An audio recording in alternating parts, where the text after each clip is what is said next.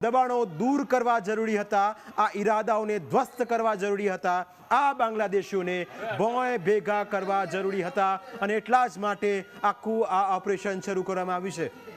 અને એના પરથી એટલું ચોક્કસ સમજી શકાય કે આ એક મોટી કાર્યવાહી છે અને સૌથી મોટી ડિમોલેશનની કાર્યવાહી અત્યારે તમે ટીવી સ્ક્રીન પર જોઈ રહ્યા છો, ન્યૂઝ કેપિટલ પર જોઈ રહ્યા છો અને એ તસવીરો પરથી એટલું ચોક્કસ સમજી શકાય કે કેવી રીતે આ મકાનો, આ ઇમારતો, આ મસ્જિદો, આ મજારો,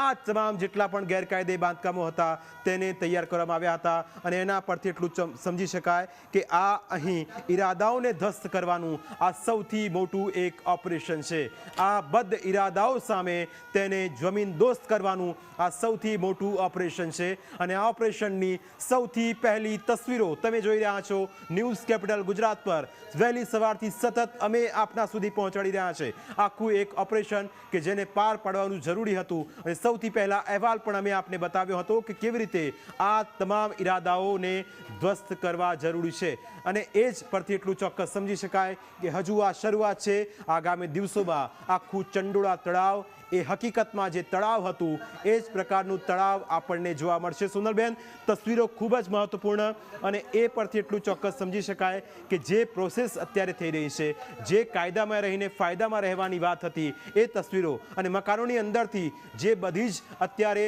તેમનો સામાન હતો, જે આલિશાન આખું ફાર્મ હાઉસ હતું, તમે જાઓ તો તમને એવું લાગે કે તમે શહેરની એક એવા વિસ્તારમાં છો, એ શહેરનો વિસ્તાર કે જે હાઈફાઈ હશે। પણ બેન, તમે પણ અત્યારે તસવીરો જોઈ રહ્યા છો કે આ લલ્લુ બિહારી છે કે એ લલ્લુ બિહારી જે લોકોને લલ્લુ બનાવતો હતો એજન્ટ બનીને અને એ જ એજન્ટ મારફતે લોકો પાસેથી પૈસા ઉઘરાવતો હતો, તેમને કહેતો હતો કે તમે મારી સાથે આવો, તમારું કામ થઈ જશે, તમે એસી સર્વિસ કરતા થઈ જશો, તમે લોકોના મકાનમાં કામ કરતા થઈ જશો, તમે આતંકવાદી ષડયંત્રના સહકાર આપતા થઈ જશો, તમારે કશું કરવાનું છે નહીં, તમારે ફક્ત મને પૈસા આપવાના છે જેથી હું મારું ફાર્મ હાઉસ બનાવી શકું, હું મારો બંગલો બનાવી શકું। સોનલબેન,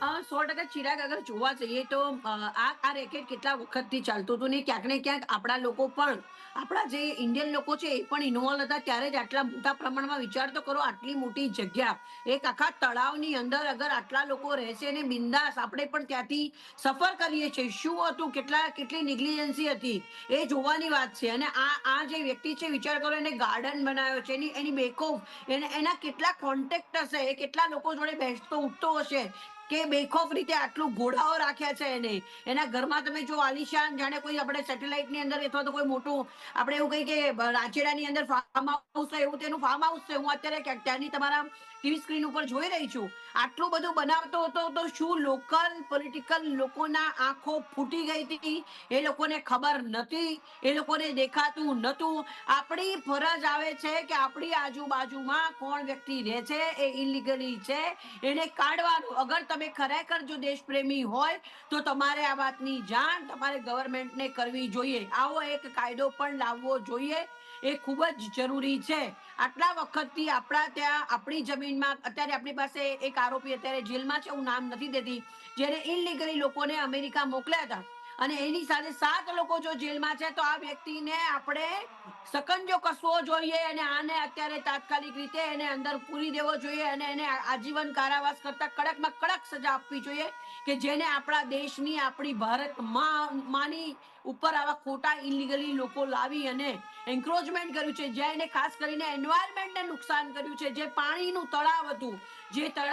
જે વૃક્ષો હતા એ બધાનું નિકંદન કાઢ્યું છે અને એની ઉપર એને પોતાનો કબજો જમાવ્યો છે, આ હ્યુમન ટ્રાફિકિંગ કર્યું છે અને લોકોને અહીંયા લાયા છે। આની અંદર ઘણી બધી રીતે તમે કદાચ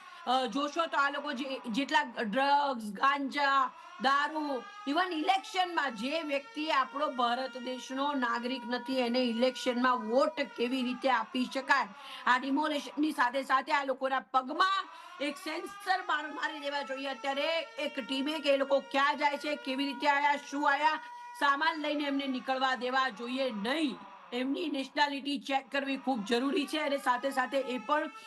કામ શરૂ થવું જ ખૂબ જ જરૂરી છે। આ લોકોને પકડવા, એ લોકોના કાગળિયા ચેક કરવા અને એમને ઘર ભેગા કરવાની પણ વ્યવસ્થા કરવી જોઈએ। અને હું તો એવું માનું કે જેટલા બિલ્ડરો છે, જેટલી બધી સ્કીમો બનાવે છે, મ્યુનિસિપલ કોર્પોરેશન અમદાવાદનું ખૂબ જ